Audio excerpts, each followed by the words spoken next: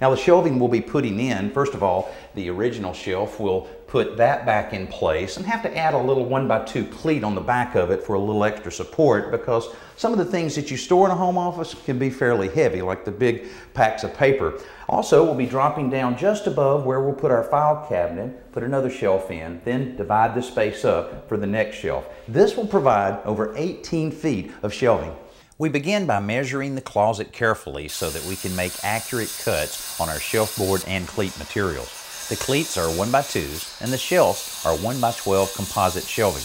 Priming and painting these components outside will save time and a mess. We lay out the location of the cleats with a tape measure and a level, then mark the locations of all of the studs so we can firmly secure the cleats before putting in the shelf boards to complete this storage area.